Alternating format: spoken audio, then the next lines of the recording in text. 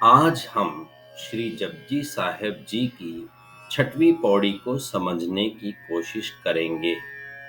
पिछली पौड़ी में हमने समझा कि हमें परमात्मा का नाम जपना है और उस जपे हुए नाम को सुनकर प्रेम भाव पैदा करना है। अब इस पौड़ी में गुरुजी हमें बता रहे हैं कि क्या तीर्थों के स्नान से हम परमात्मा को भा जाएंगे और गुरु की शिखिया सुनने का क्या लाभ है। तीरथ नावा जे तिस भावा विण भाणे के नाये करी। तीरथ तीरथ नावा नहाने से, जे अगर यदि, तिस भावा उसे भा जाऊं, विण भाणे बिना भाए की नाय करी, नहाकर क्या लाभ। गुरुजी कहते हैं कि तीर्थ स्नान जरूर करूंगा यदि ऐसा करने से परमात्मा खुश होगा। विण भाणे के नाय करी, किंतु ऐसा करने से जब वह खुश नहीं होगा तो फिर मैं तीर्थ स्नान क्यों करूं। श्री गुरु ग्रंथ साहिब जी के अंग 687 में गुरुजी कह रहे हैं कि तीरथ नावन जाओ तीरथ नाम है।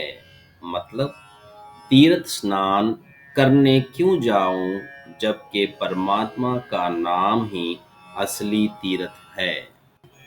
जेती सिरठ उपाई वेखा, विण कर्मा की मिलय लई। जेती जितना भी सृष्टि उपाई प्रभु ने बनाई है, वेखा देख कर, विण कर्मा बिना प्रभु की कृपा के, की मिलय लई क्या मिलेगा और क्या ले सकेगा।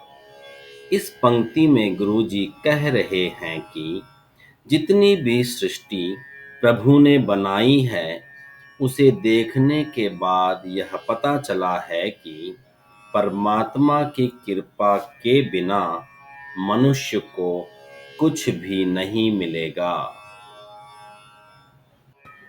मत विच रतन जवाहर मानिक, जे एक गुर की सिख सुनी।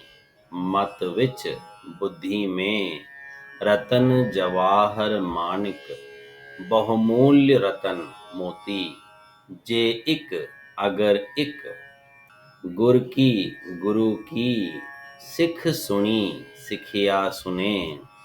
गुरुजी कहते हैं कि यदि मनुष्य गुरु की एक भी सिखिया सुन लेगा तो उसकी मत में, उसकी बुद्धि में हीरे जवाहरात जैसे कीमती गुण उत्पन्न हो जाएंगे। गुरां एक देह बुझाई। गुरां हे सतगुरु, एक एक प्रार्थना है, एक अरदास है। देह बुझाई समझ दीजिए। हे सतगुरु, मेरी तेरे आगे प्रार्थना है कि मेरे मन को सिर्फ एक बात की समझ दीजिए। सबना जिया का एक दाता, सो मैं विसर ना जाई।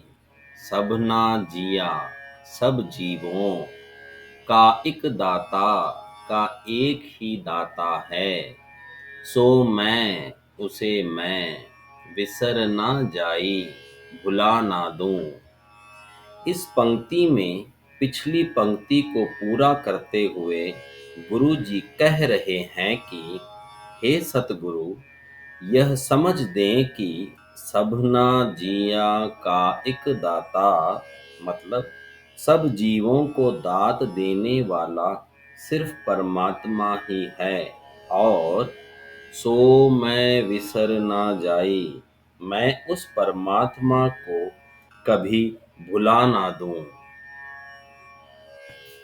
आप सब से हाथ जोड़कर बेनती है कि जब भी आप श्री जपजी साहिब जी का पाठ करें, तब हर शब्द और पंक्ति का अर्थ समझते हुए करें।